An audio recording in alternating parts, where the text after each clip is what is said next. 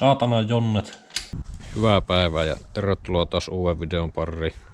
Nyt olisikin sitten vähän erilainen video tällä kertaa.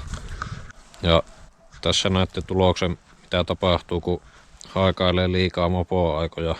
Niin sitten pitää ostaa tämmönen niin sanottu projekti.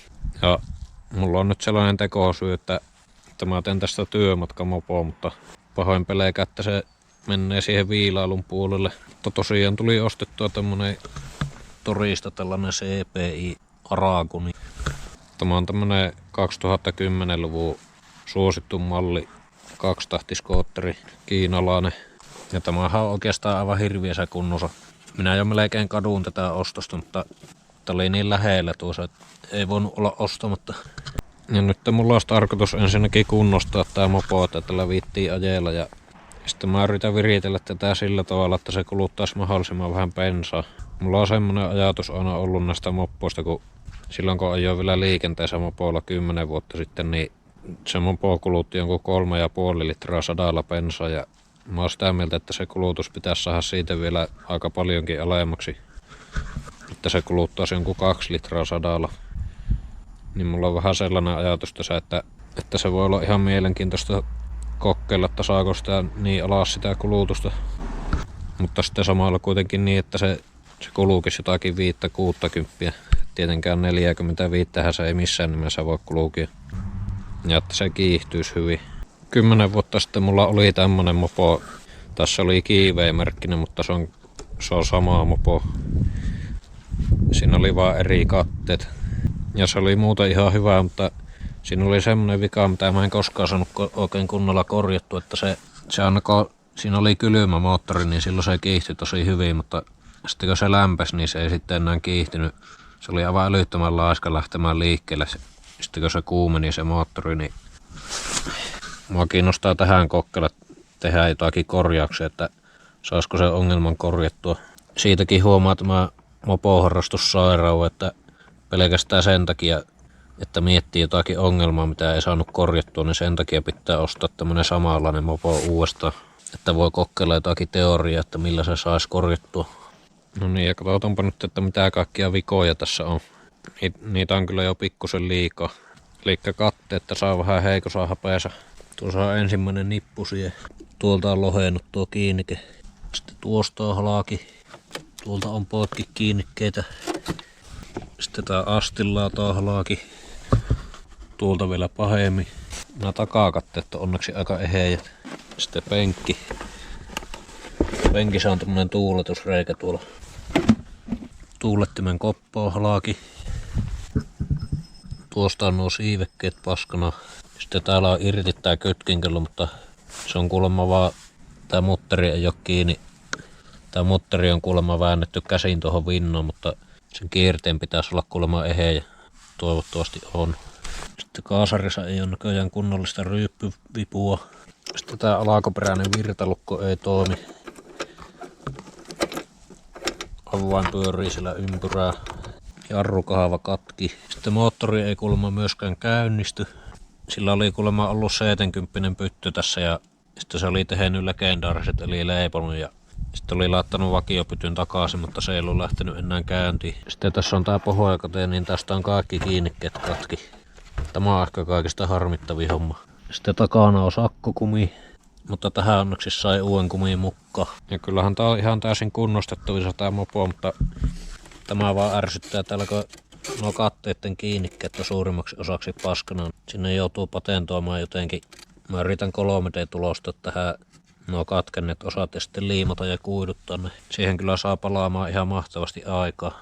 Sitä voi taas kysyä, että onko tässä mitään järkeä, mutta näin se vaan on, että projektia pitää saada.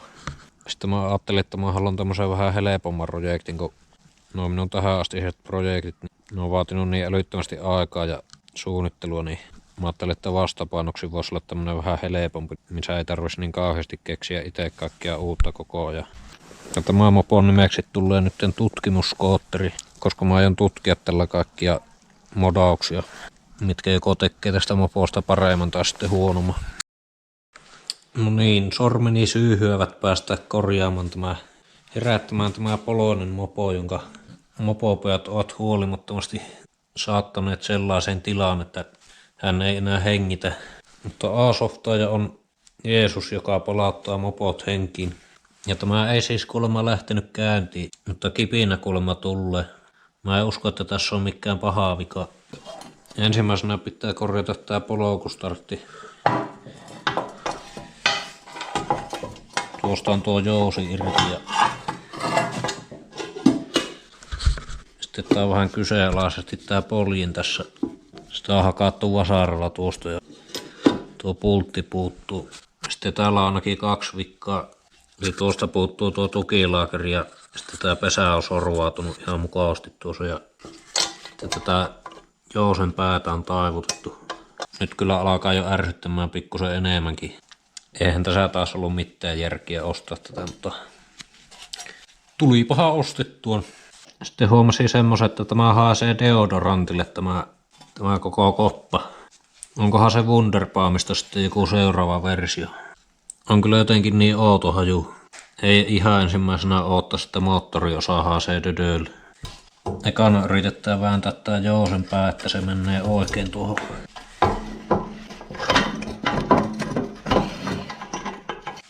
En ymmärrä, miksi joku on mennyt vääntämään tämän pää.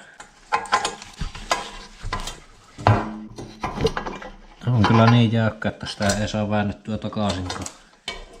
Pitää irrottaa tää jousi. Mutta ei tuota poljinta saa pois, kun pojat on mennyt hakkaamaan tuon tatille tuon pää. Voi, minulla ei nyt oikein ole tänä iltana aikaa alkaa tuota jyrsimään. Mitenköhän minä saisin?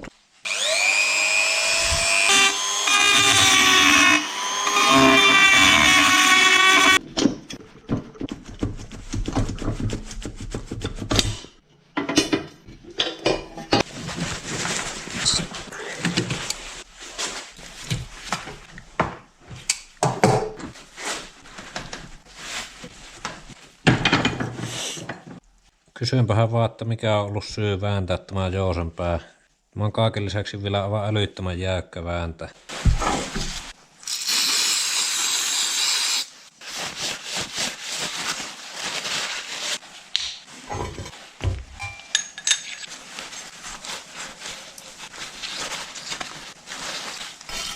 Tuolta oli kans tää sokka paskana. Onneksi mulla löytyy siihen tämmönen uusi sokka. Nyt en kyllä muista ulkomuistista, että miten tää jousi jännitetään, mutta eiköhän se kun aikansa taistelee, niin eiköhän se onnistu. Ekana pitää miettiä, että miten tää tällä toimii. Kun sitä polokastaa, niin tämä tekee tälleen ja sitten tämä jousen pitäisi pallauttaa se alakuosa. Ehkä tuon pitää olla tuossa kolossa, mutta se pitää vaan vetää 1 kierros esijännitys.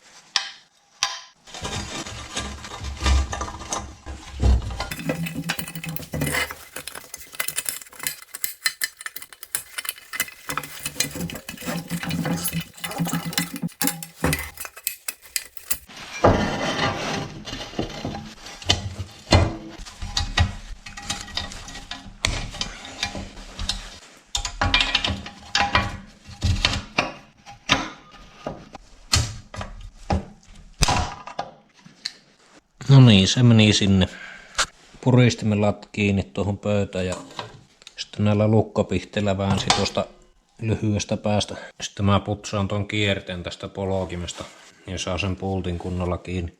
Ihme kyllä näyttää siltä, että nuo kierteet on eheijät.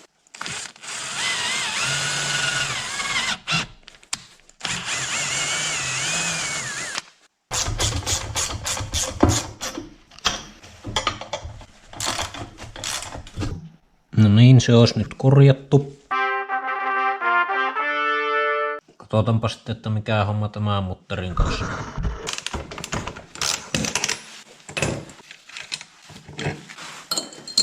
Tämä on ihan normaali, että tässä on välystä. Näissä CPI-skoottereissa ja kiiveissä, niin tuolla ei ole tukilaakeria tällä sisällä, vaan se on tässä ulkopuolella. Niin on tämmönen väljän tunti. Tämähän on sorvattu pilalle tää mutteri. Mutta muistaakseni tässä on M10x1 kierre, niin mulla sattuu olemaan semmonen kierretappi, niin mä korjaan ton mutterin.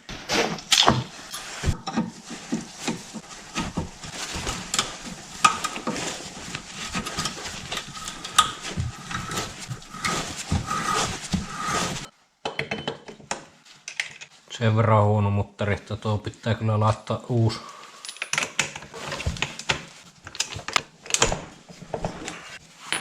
Laitan vaan väliaikaisesti kiinni tuo. Kaikki ruuvit on totta kai hukassa, mutta ruuveja löytyy hyllystä.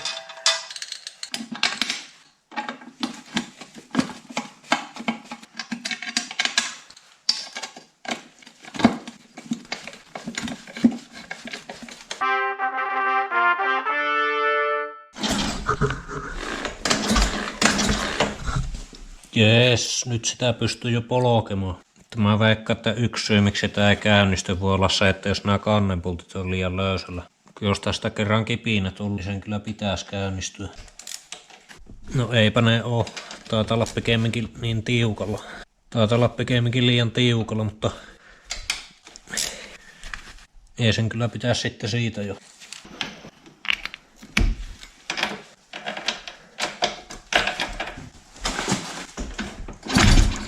Tulee kipinä. Tulee aika isokin kiinni. Puristukset tuntuu aika huonolta. Siinä on toinen syy, miksei se lähde. No, kokeilenpa antaa huikka tästä.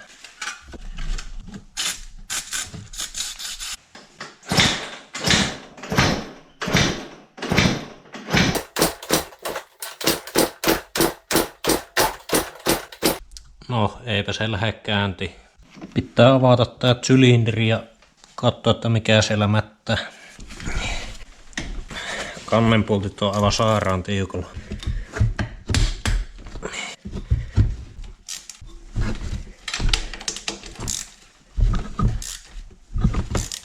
Mutta kappas, yhtä pulttia ei ole kiristetty ollenkaan. Tässä oli tämmönen 10 mm.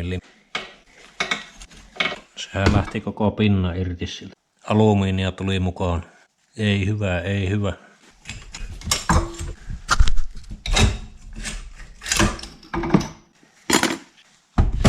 Ai ettäkö tulee tää tietynlainen bensahaju. Tämmöisestä vakiohkosta moposta, missä on kampikammio liruunut bensaa, niin tulee semmonen tietynlainen haju. Tässä on tätä kurraakin. Tulee ihan mopoajat mieleen. Kyllähän tää mäntä on ihan... Mäntä on lämpöleikannut varmaan se 100 kertaa. Sylinteri ei ole hirveän paha, mutta pitää mitata kuin kulunut se on ja sitten hoonata. Elikkä se ei lähde siksi käyntiin, kun on liian vähän puristuksia. Saattaa tarvia uuden männä. Hyvällä turilla jos hoonaa tämän, niin se saattaisi auttaa siihen. Joo, eli tässä on tää mäntä. Hieman kulunut. Mutta sitten todellinen vika näissä männänrenkaissa. Mä oon kulunut melkein puoleen väliin tuosta. Mä oon ihan löysät nämä männänrenkaat. Tuossa on joku 3 milliä tuo katkosväli tuossa. Eli ei oo oikein ollut mahdollisuuksia toimia tällä. Mutta kävin sitten ostamassa vähän uutta palikkaa. Tässä on uudet männänrenkaat. Nämä on 1,2 milliä paksut ja ne sopii tähän vakiomäntään. Mä luulen, että tää on vakiomäntä. Mutta tää sylinteri on kuulemma joku tarvike. Sitten uusi hyvänlaatuinen neulalakri. Kun ne halavat neulalakrit tuppaa hajuamaan. Tiivistesarja. Ja sitten on Yamaha alkuperäinen vastapaino jousitoninen variaattori. Tätä mä oon jo kokeilla, että auttaako tämä siihen hyytymisongelmaan. Mitataanpa, että kuinka väliä tää mäntä ja pytty on. Eli tää mäntä on 39,78. Sen pitäisi olla joku 39,95. Eli kyllähän tuo on melkoisen väliin. Sylinteri on 40,03. Eli sekin on pikkusen välistynyt. Eli tämä mäntä on kyllä aivan liian väliä. Tätä on turha laittaa kiinni. Sitten mulla on tämmönen toinen käytetty mäntä, jolla on itse asiassa ajettu aika vähän, mutta tää on silti kärsinyt. Tämä oli yhdestä kaverin kiiveestä, mihin ostettiin IP:stä sylinterisarja ja se oli vissiin liian tiukaksi poraattu se sylinteri, kun se leikkasi saman tien kiinni. Se lämpö leikkasi vissiin jotakin 10 kertaa, mutta tämä mäntä ei silti ole kovin väliä. Näissä männänrenkaissa on pikkusen jälkiä, mutta kyllä mä uskon, että tuo toimii ihan hyvin. Pikkusen vaan hiekkapaperia näyttää tälle männälle, niin kyllähän tästä tulee vielä ihan iloinen mäntä.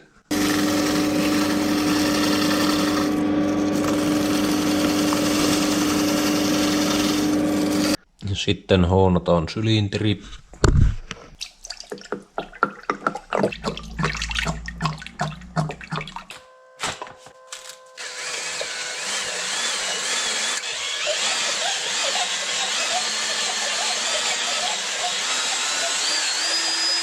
Joo, nyt se on hoonattu. Pikkusen jäi tuonne ylös vielä jälkiä, että ei viittinyt enempää hoonata, kun se olisi muuten mennyt niin väljäksi. Nyt siinä on välyys joku 9 satkua. Liikaa, mutta kyllä mä luulen, että se toimii ihan hyvin. Ja sylinteri pidetään vakiona, että en ala viil.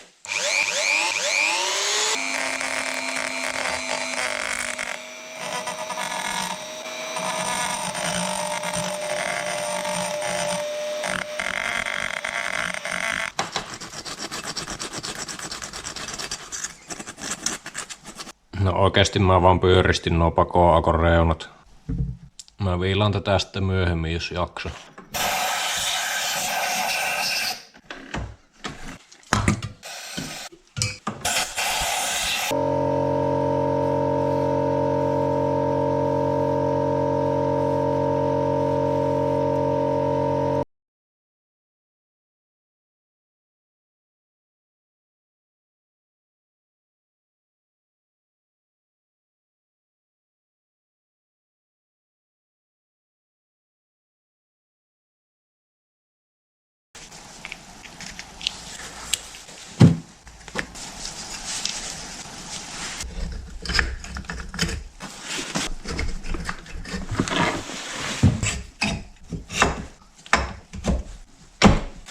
Kanne saa vähän kuparimassaa ja sitten tuonne on sulanut jotakin muovia. Varmaan auttaa sitä jäähtymistä ihan hyvin.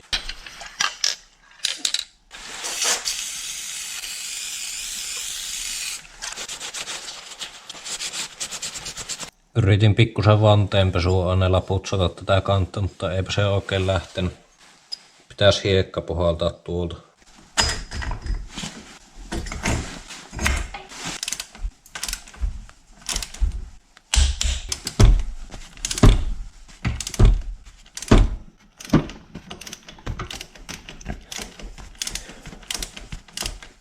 Oo. Saatana jonnet. Sieltä on mennyt se kierre tuolta lohkosta. No niin. Ainut järkevä vaihtoehto on tehdä 8 millin kierre tonne ja laittaa isompi pinnapultti. Ikuisuusprojekti tuli tästäkin.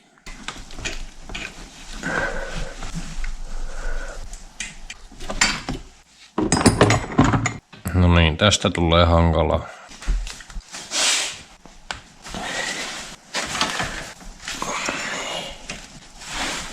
Tuolla kierretapilla ei saanut vejettyä ihan pohjaan asti, niin mä terotin tällaisen pultin.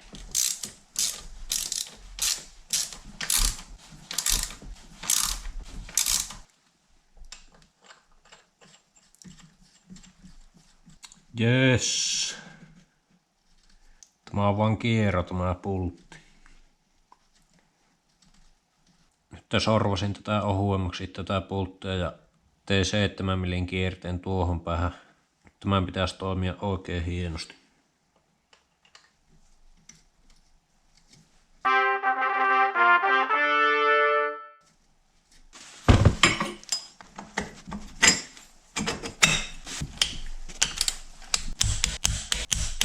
No niin, nyt se olisi siellä. Ei ole kyllä tuo putki kiinni, mutta pakko kokeilla, että pärähtääkö.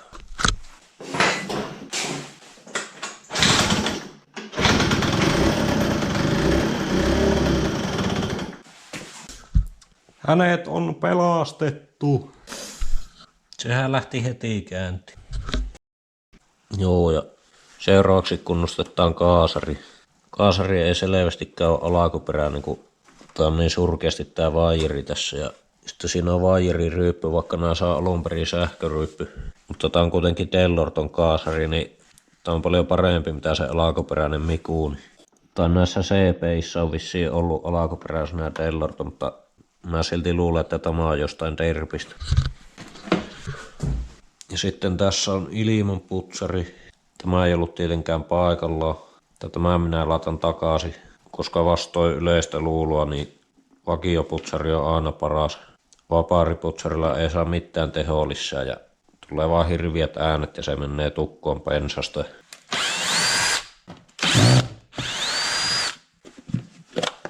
No, täällä ei ole ollenkaan sitä putsarielementtiä. Pojat on varmaan ajatellut, että se kuristaa se putsari täällä. Mutta minulla on tässä tämmöstä vaahtomuovia, niin leikataan tästä uusi elementti sinne.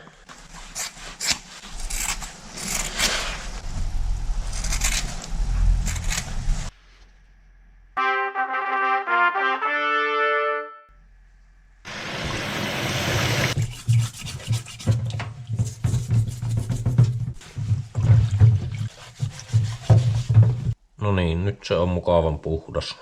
Ja sitten kaasari. Tämä on PHPN 16. Tää on aika varmasti jostain derpistä. Siellä on 106 suuti, joka on kyllä järkyttävän kokoinen tuolle vakioputsarille. Kun täällä on vissiin ajettu ilman tuota putsaria.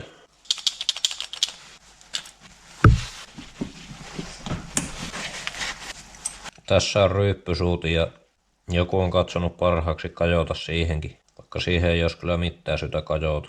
No voihan se irrottaa kun puhistaa. Hirvien tiukalle oli väännetty.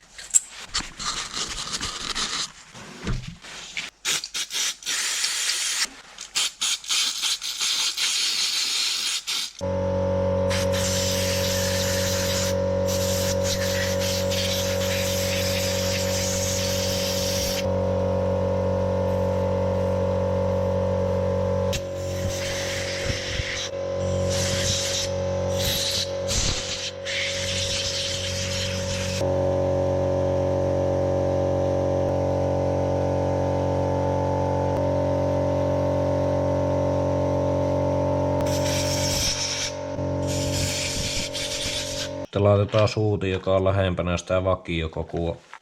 Näissä on joku 50 vakiosuuti.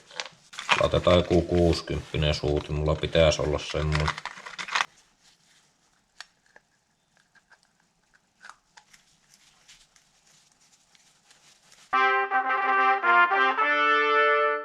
Sitten on tää kaasuvaijeri. Se on rispaantunut tuosta. Ei kyllä kauaa tule kestämään. Ja tämä mutka on liian loiva. Tämäkin on pakko katkaista ja patentoida siihen jotakin. No niin, sehän lähti pikapurku.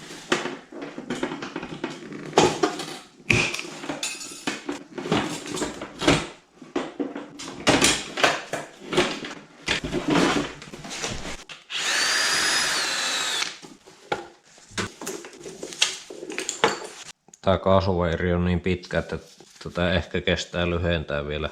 Niin saa sen rispaantuneen kohan pois. Mä vettiin se sisävaijerin tuonne sisälle ja mä lyhennän tämän verran tuota ulkokorta. Ja sitten vielä pitäisi pikkusen ekstra lyhentää. Tää on aika kinkkinen, kun jos sitä lyhentää liikaa, niin se jää sitten liian löysäksi se vaijeri. Niin pitää vähän kerrallaan lyhentää.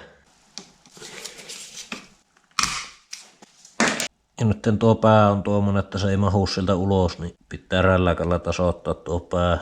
Nyt mä tasoitin sen pää. Sitten mä asensin sen vaijerin takaisin tuonne kaasukapulaan. Ja nyt mä tsekkaan, että onko tuossa tarpeeksi tuota päätä. Se on pikkusen liian lyhyt, niin mä lyhennän vielä sentin tuota kuorta. No niin, nyt tuosta tää vaijeri lähes valaamis. Pitää vaan tähän kaasarin päähän tehdä se nippa. Mä sorvasin tuollaisen työkalu. Se vaijerin pää on tuolla sisällä ja mä sulatan tuohon tinnaan, niin siihen pitäisi tulla semmoinen sopiva nippa. Toivottavasti onnistuu. Nimittäin on mennyt kohta puoli päivää tämän vaijerin kanssa.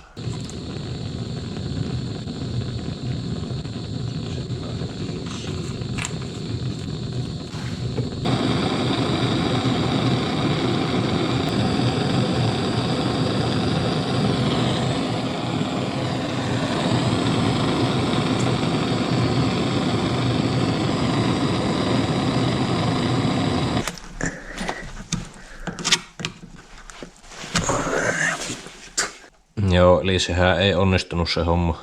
Tää vaijeri tarttui kiinni siihen muottiin ja sitten mun piti sahata se muotti irti siitä. Ja tuossa on nyt tommonen knööli. Tuo saattaa ehkä toimia. Tuo saattaa just pysyä tuolla. Ei kyllä viitti lähteä kauas ajamaan. No niin, minä ehtiin kasata se ja kerran väänsin kaasua, niin sehän lähti irti se vajiri. Ja sitten teki uudestaan tuo homma. Ja siihen olisi riittänyt paljon yksinkertaisempikin muotti, eli porasin tuohon vaan reijän ja sitten mä ensin kuumensin sen reijän ja kaatoin öljyä siihen, niin siihen tuli tollanen musta pinta, niin se tina ei tartu siihen. Nyt tähän se onnistui ihan hyvin. Pitää vaan viilata tuosta pois tuo ylimääräinen. No niin, nyt se on kunnossa. Ja tähän mä sorvasin tämmösen hienon pronssiholokin. Tuo estää, ettei se rispaannut siitä kohdasta, mistä se oli rispaantunut ensin. Nyt toimii kaasu. Ihan ei kyllä pallata niin hyvin kuin haluaisi, mutta nyt se ainakin toimii. Sitten asennetaan ilmanputsari ja nyt katsotaan kuinka saada helposti CPI-ilmanputsari paikalle. Ekana laitetaan siihen vähän rasvaa. Sitten lämmitetään kuuma ilmapuhaltimella noin minuutti.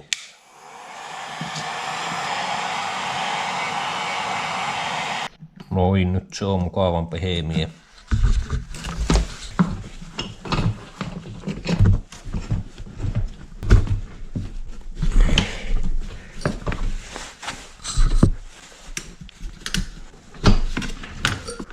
Ja noin helposti meni kiinni.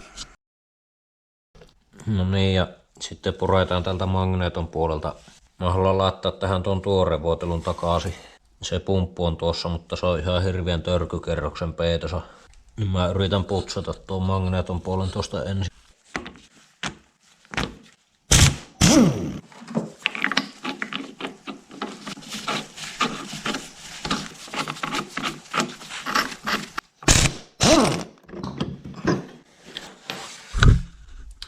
Oi, mikä törkylä jää.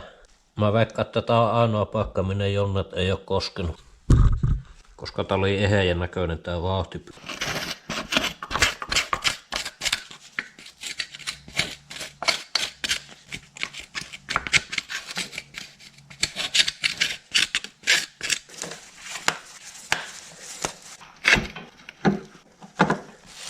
Nyt kokeilla, että miten toimii tämmönen uuninpuhistusaine tuo rasvamoskan poistamisessa.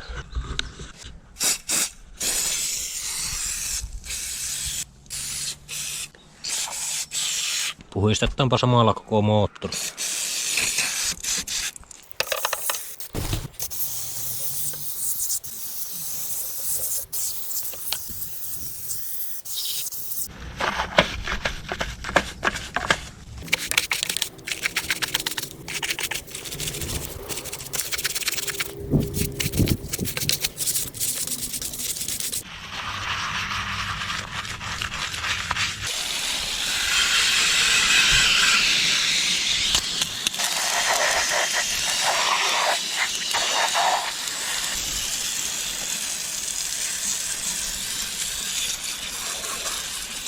Joo, jonkun verran sillä lähti pois sitä kurroa. Mutta ei se niin hyvin tehonnut, mitä mä luulin. Tuolla on vielä aika paljon. Tämäkin on vielä aivan likainen tämä variaattorikoppa. Pitää sillä perinteisellä cleanerillä suhuttaa tuo puhtaaksi.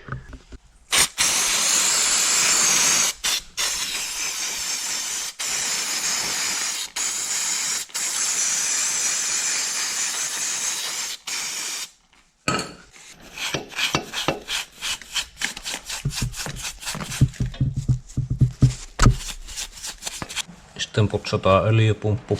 Mä oon niin ovella, että mä samalla kerään nämä cleanerit tähän rasiaan ja sitten mä putsaan tämän öljysäiliön niillä.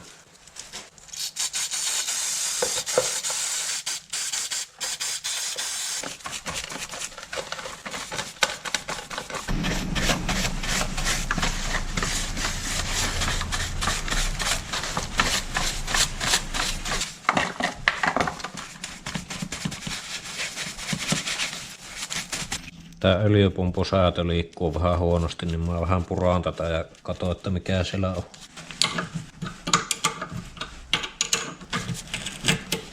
Siellä on vaan hirveästi hiekkaa. Tää pumppu on aika kuivunut sisältä.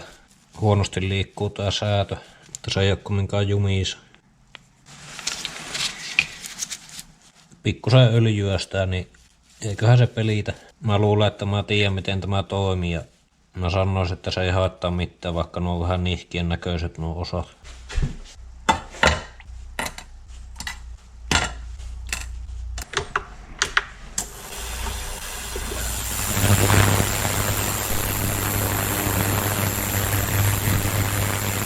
Nyt olisi kunnostettu tää öljypumppu. Pitäisi kyllä toimia ihan hyvin. Mutta mulla ei ole nyt sitä vaijeria tähän, niin mä otan tuon jousen irti ja sitten lukitan tämän tähän täyteen asentoon. Niin se saa ainakin tarpeeksi öljyä. Ja sitten mä huomasin, että tää toimii vissiin sillain tää pumppu, että kun se on tuossa tyhjäkäntiasennossa, niin silloin se ei pumppaa juuri ollenkaan. Ja sitten kun se on yli puolen väliin, niin silloin se on täysillä. Eli siinä on oikeasti vain 2 asentoa.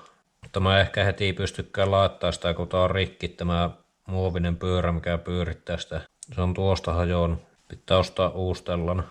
No niin, ja nyt ostaa magneeton puoli kasassa. Pitää ajaa sillä seosvuotelulla sen aikaa, että saa ostettua se muovipyörä sinne. Joo, ja sitten pitäisi vähän entrata tätä penkkiä, että pääsee edes ajamaan. Mä kiinnitän tuohon jonkun peltiliuska, että tämä saa kiinni tämän penkin.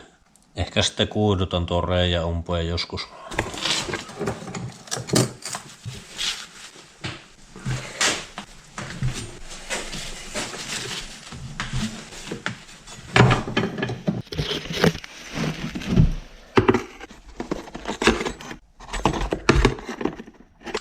No niin, ruuvasin tämän tuonne reunoihin kiinni.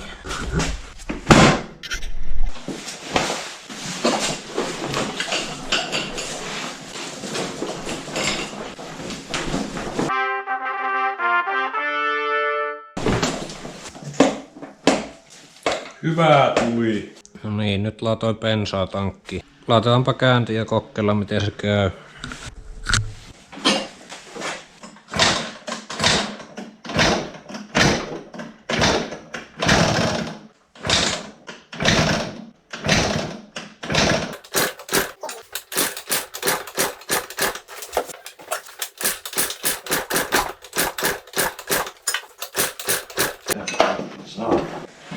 No niin, ei mihinkään. Täällä osuu tuo vauhtipyörä osuu tuohon triggerikäämiin. Laitoin sen väärin kiinni.